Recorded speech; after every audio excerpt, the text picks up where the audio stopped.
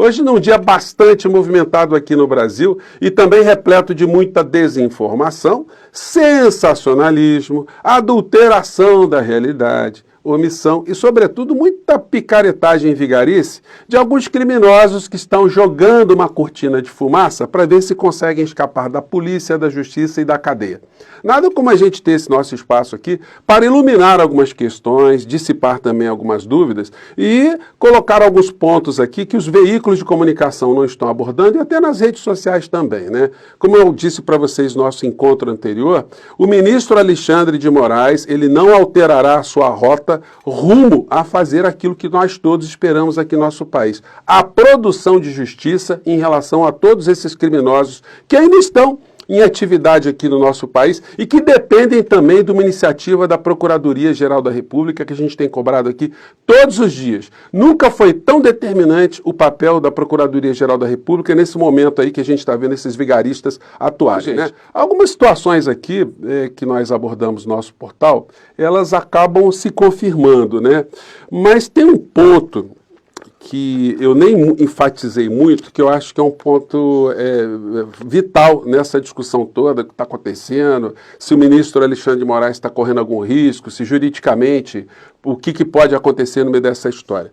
E tudo se baseia numa matéria que foi publicada ontem pela Folha de São Paulo e pelo UOL. E a base dessa matéria seria uma conversa, um conjunto de conversas obtidas através do contato ali de assessores do ministro Alexandre de Moraes. Bom, essa conversa ou esse material, ele tem alguma utilidade jurídica? A resposta é não, nada. Nada pode surgir de tudo isso que você está vendo por todos os lados. E aí, então, para onde é que nós vamos? Vamos pegar aqui uma questão muito básica.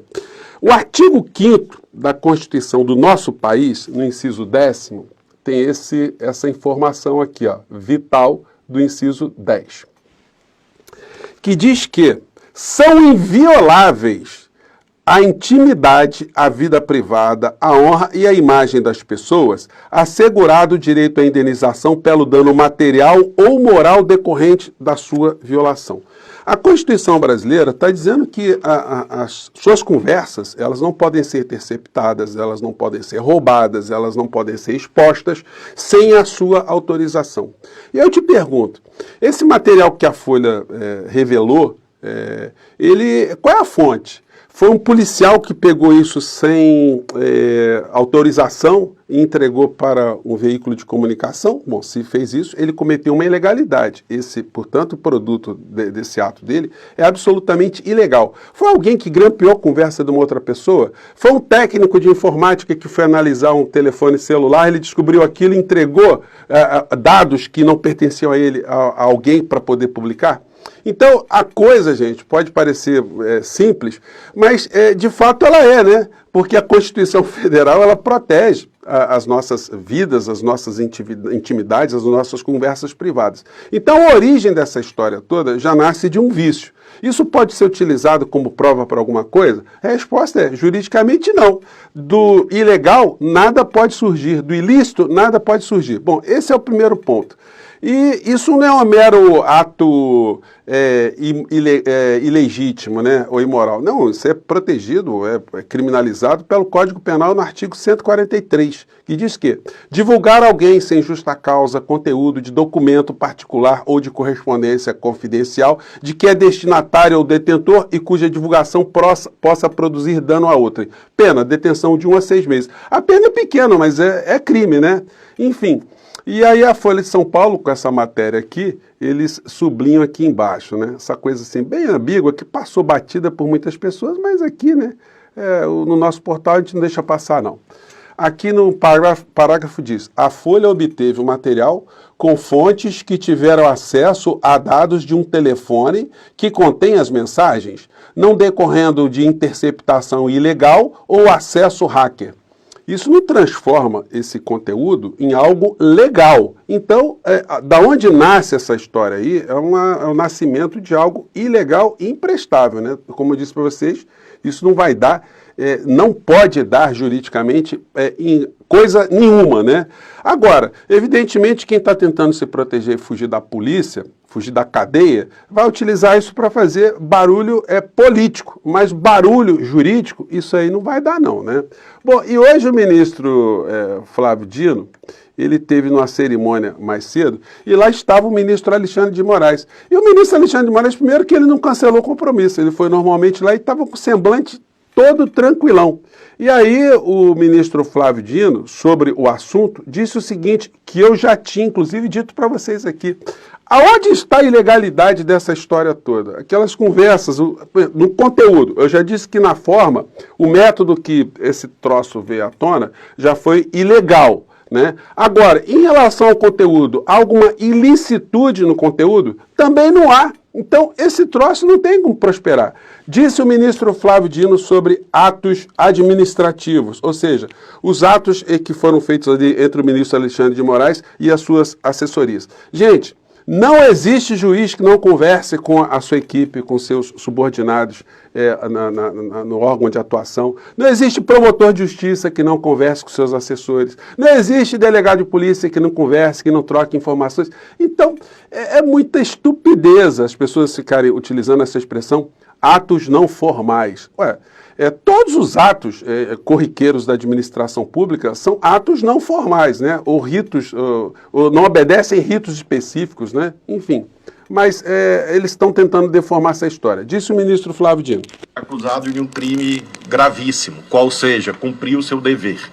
Em relação a certos parâmetros de organização do mundo, aquele que cumpre o seu dever é atacado. E nós estamos, queridos colegas que aqui estão, diante da inusitada situação em que se questiona o exercício de ofício do poder de polícia. Eu lecionei direito administrativo por algumas décadas e confesso que me sinto assim muito impactado por esse questionamento em que o Tribunal Superior Eleitoral exerce o poder de polícia, manda elaborar relatórios, esses relatórios são acostados a autos concretamente existentes e isto é visto como violação de rito.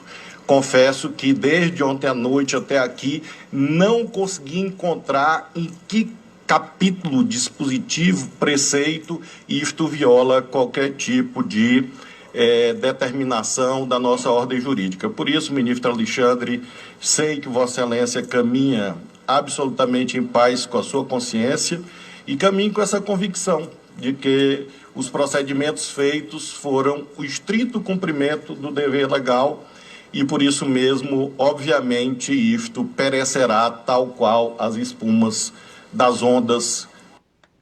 Então, gente, não tem o que dizer no meio dessa história, né? O ministro Flávio Dino aqui, ele falou exatamente o que nós falamos aqui no nosso Portal do José. Bom, mas aí, quando a gente vê aqui a histeria dessa gente, nós nos deparamos com alguém que estava sumidão, né? O Socilas Malafaia, ele não veio a público defender o Bolsonaro da ladroagem envolvendo joias, né? Da Orcrim envolvendo joias. Ali não teve a participação do ministro Alexandre de Moraes, né? Vai dar para escapar dessa capivara? Não vai dar, né? Então, mas a questão é destruir o ministro Alexandre de Moraes. Aí a gente escuta coisas como essa aqui. É uma afronta ao povo brasileiro, uma afronta ao Estado Democrático de Direito, uma afronta às instituições desse país. Impeachment e cadeia já para esse ditador desgraçado Alexandre de Moraes. Deus livre o Brasil dessa gente. Abençoe você e sua família. Eu acho melhor o senhor pegar uma Bíblia com letras bem grandes e ficar lendo do comecinho, aguardando a prisão do ministro Alexandre de Moraes. E ele parece que não está com muito medo não, porque hoje, logo para iniciar o dia, ele determinou prender blogueiros, os blogueiros Alan dos Santos e Oswaldo Eustáquio, aliados de Bolsonaro. E outras criaturas também que estão aí com as capivaras, né, de crimes aí sendo reveladas, puxadas, né?